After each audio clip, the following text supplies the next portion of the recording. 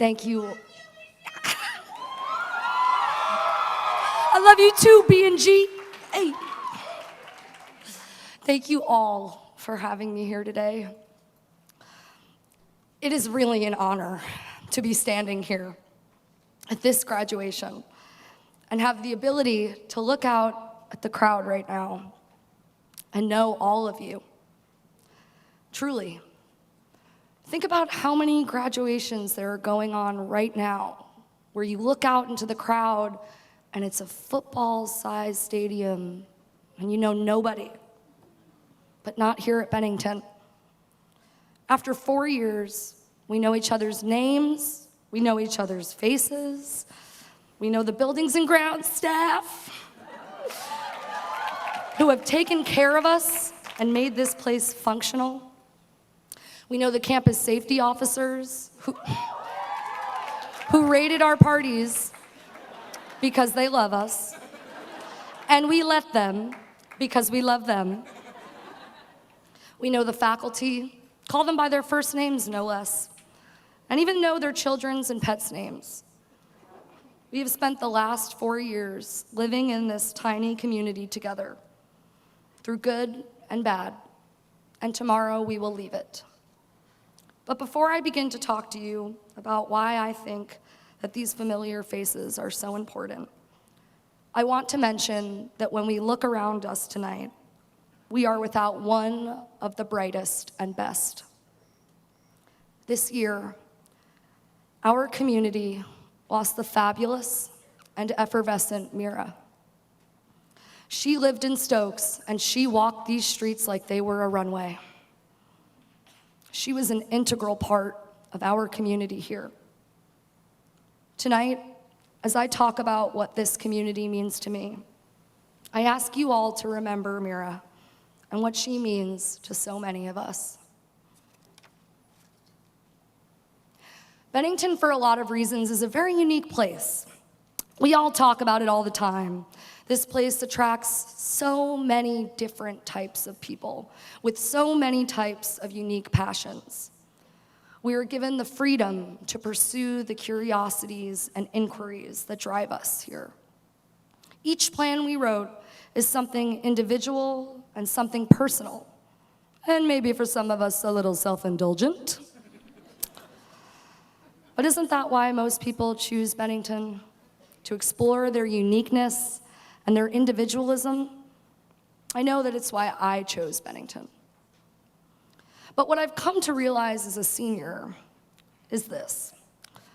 While the education we got here was something special and tailored to each of us, there is also something at Bennington that all of us have experienced that I think is more valuable, more notable, and cannot be understood by those who have not attended themselves. And it has to do with the previously mentioned familiar faces that surround us right now. Now, if you look at the Bennington website, you'd think that Bennington breeds the most well-rounded individual. But what Bennington really does is it takes those individuals and teaches them how to live and thrive in a community. For the family members, friends, and even administrators of the college that sit here tonight, I'll fill you in. Here at Bennington, you have little to no privacy.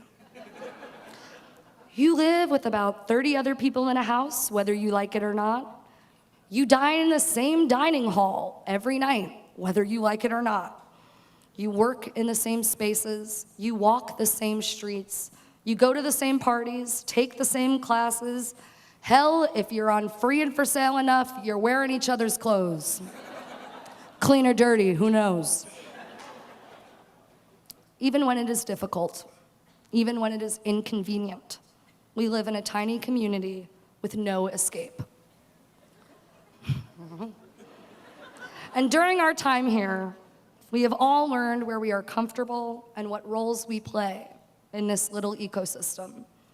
And I want to say, and I'm sure many of you will agree, that I would not have made it here without the love and generosity of so many of you. But when I first came to Bennington, I felt like a freaking alien. I came from working class Long Island. I didn't come from a background in the arts, and my parents were manual laborers for most of my childhood. I not only felt like I didn't belong at Bennington, but I felt like everyone knew it too. Here's a great story. On my first day here at school, I decided that I would try a dance class. I needed 4 credits. There were no open ceramics classes, and hey, I'm a pretty good dancer. Well, when I got to class, after warming up and stretching for a little while, our first task was for all of us to go to one side of the room and roll to the other. So in my head, I'm standing there thinking, okay, you're at art school now, Michelle. If they tell you to roll, you're gonna freaking roll. And we all did. We all together started to roll across the floor. That was the only instruction given, so I did it. I log rolled right across the floor. But as I was rolling and looking around at my classmates as I did, which is not as easy as it sounds, it seemed as though everybody else knew how to roll better than me. I mean, they were still only rolling across the floor, just like I was. And that was our only instruction. But here I was, rolling wrong. And everybody else seemed to know how to roll right. I thought to myself, how? How the hell could this be freaking happening to me? How could everybody else know how to freaking log roll better than me? Did I miss something? Wasn't this the first day? Man, of all the calls home to my sister crying freshman year, she probably thought that was the funniest. Now listen, I'm not trying to put down the dance department, because no matter what we did that day, the sad truth was that I fell out of place. I felt like a fraud, and I wanted to leave. I felt insecure about my background and began to frantically wonder if Bennington could support me while they supported people that were so, so different from me. And even if from the start none of those things were true, it wasn't until I met people at buildings and grounds like Lynn and Angel and made friends with, and made friends with Ken and Mike and Oliver and Danielle from Campus Safety, that I believed I did belong here. It wasn't until somebody loved my accent because it was mine and not because it was funny that I believed I belonged. I didn't believe that I belonged until other people helped me believe that I did. But when I think back to that fateful day of log rolling, what I realize is that all of those people next to me that day definitely felt the same kind of anguish I did at one point or another. As I've stressed pretty heavily now, Bennington is a unique place with unique people. Some of us are interested in the way shapes and color interact with light. Others are writing musicals about lesbian communist lumberjacks. However, it's not only our studies that are unique, but also our own intimate fears about acceptance and identity, too. Coming to Bennington from working class Long Island was hard. But there are plenty of people who come here from different coasts and different countries that I'm sure had experiences prior to Bennington that were even more challenging. And thank goodness for that. Thank goodness for the fact that so many of us have so many different beliefs and ideals. But when living in close quarters, inescapably, like we do, this also often makes for a frothing teapot of insecurity, disagreements, and truthfully, conflict. We are all stuck on this tiny rural hill for 4 years. Yeah. And sometimes it really does feel like the end of the world stops right here. There is no escaping each other.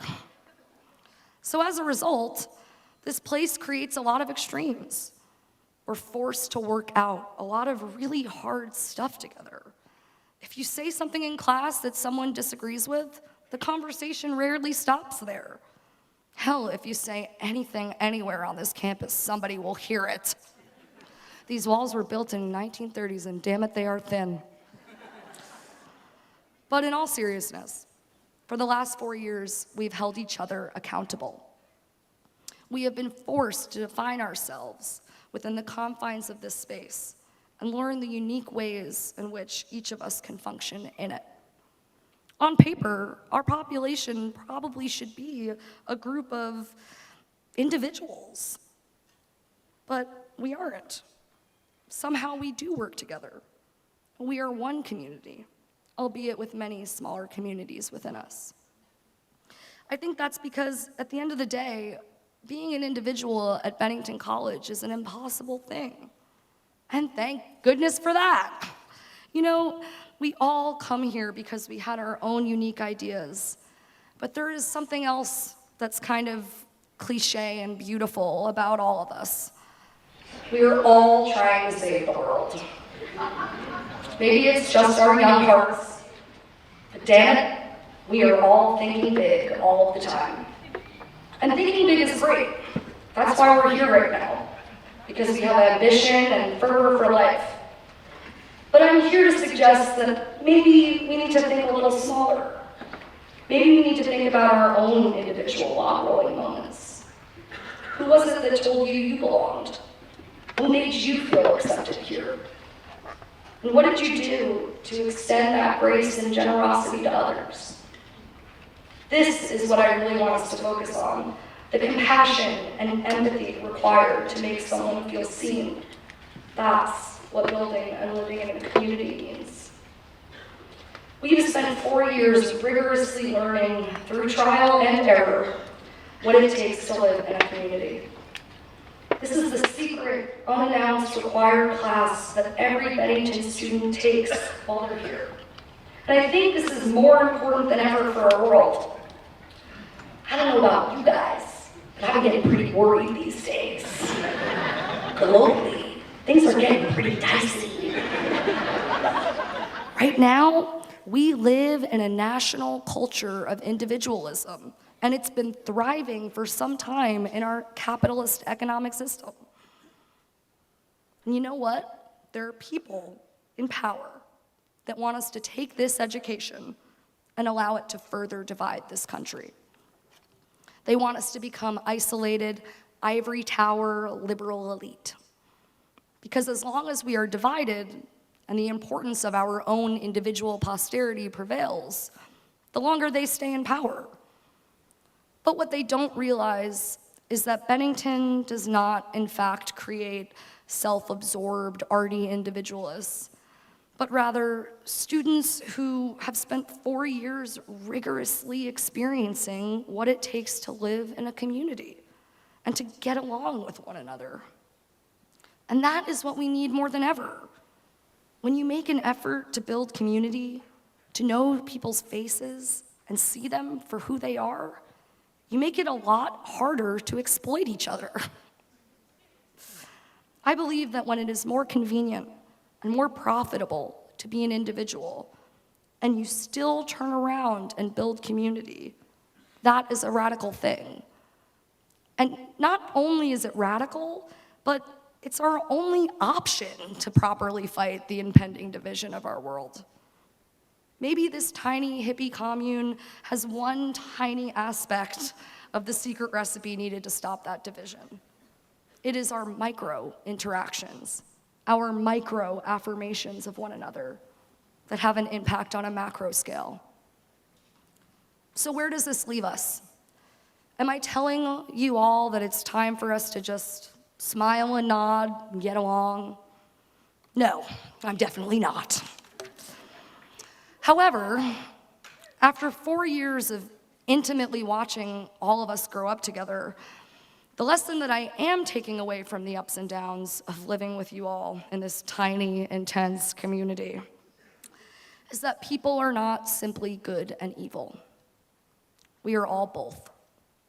It would be easier if we weren't, but we are. And while it is easy to feel righteous and passionate, as so many of us Bennington students do, it is harder to truly accept and love someone for their humanity and imperfections. And we all deserve that, because none of us is innocent or perfect, or at least not all of the time. If we are ever going to change this dumpster fire world mess we've gotten ourselves into, we're gonna need to learn how to work with the imperfect. We are going to need to commit to working out some seemingly intractable problems and differences. And that is what every Bennington student has learned how to do for the last 4 years, regardless of their plan. And now it's time to finally take this radical and passionate skill and share it with the world, make it accessible for all of us. Now, in my official plan here at Bennington, I studied philosophy and ceramics, two things I'm sure many of you did not know went together. But there is something from the late philosopher Iris Murdoch I'd like to leave you with tonight. Her ideas surrounding ethics seem complicated, but in reality, they're quite simple. She says that the only way to be closer to the ultimate good, to ultimate truth, is to leave your ego at the door and focus on something outside of yourself with a loving attention.